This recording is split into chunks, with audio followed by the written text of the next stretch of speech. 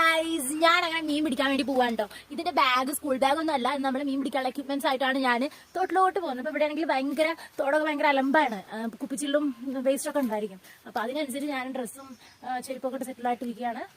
അപ്പൊ നമുക്ക് മീനിനെ പാക്കിലാം. Let's come with me. Hey guys, നമ്മൾ ഒരുവിധം കഷ്ടപ്പെട്ട് നമ്മുടെ ലൊക്കേഷനിൽ എത്തിയിരിക്കുകയാണ്. ഇതാണ് നമ്മുടെ തോട് കേട്ടോ.